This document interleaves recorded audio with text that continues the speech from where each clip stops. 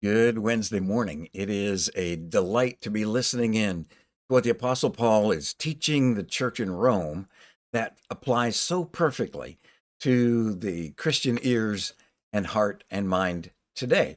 There's a challenge, though, in this text today, especially as he highlights the relationship that we have by the Spirit who dwells within us, calling God our Father. You know, when Jesus taught his disciples to pray, he gave them this model prayer, Our Father, who art in heaven. That is an amazing relationship that is only really offered through Christianity. Every other religion in the world has gods and goddesses that are distant, unapproachable, uh, irreconcilable, really. They're never satisfied. But the God who loves you, the God who created you, is pursuing you and desires and has designed a relationship to have with you. And that's why yesterday we have the Spirit within us, a spirit of adoption, not fear, whereby we call out to our Creator, Abba, Father. And he continues here. He says, the Spirit himself testifies with our spirit that we are children of God. And if children, heirs also, heirs of God and fellow heirs with Christ, if indeed we suffer with him, so that we may also be glorified with him. Wow, what an amazing relationship we have day to day. You know, this is not a relationship we have with God that we benefit from someday when we stand at the pearly gates and and seek entrance into heaven.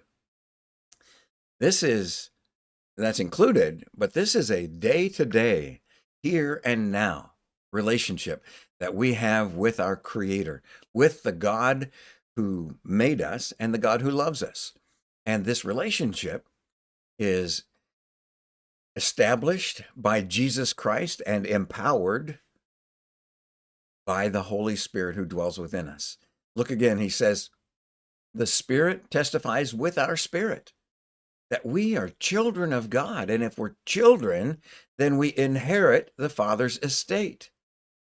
We are heirs of God and joint heirs, fellow heirs with Christ himself.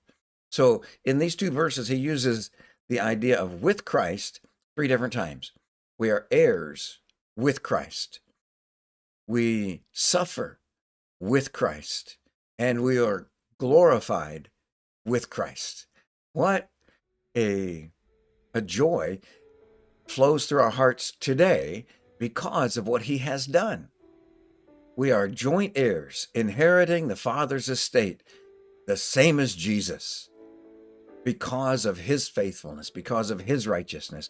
Everything's because of him, and we accept that gift, that grace, and it is an amazing grace, amazing mercy. We inherit the same thing Jesus inherited. We suffer, if we suffer with him, and we will be glorified with him.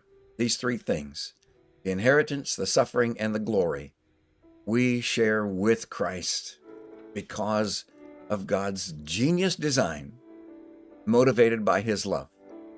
So I want to encourage you today to recognize that it's the here and now relationship that you have with God, equipping, empowering, bringing enthusiasm to your life for righteousness, for the things of God. And we suffer with him. In this suffering, Jesus took the wrath of God on the cross so that we could experience the mercy of God. The suffering that he's talking about is when you take up your cross every day. You are executed. My will is subjugated to the will of God. Your will is submitted to the will of God. And whatever the world does, whatever sacrifices we make it for the glory of Christ. We suffer with him, and we will be glorified with him. We look forward to that day. In fact, it's as if you own it now because God gave you his word. Remember that He loves you and that we love you.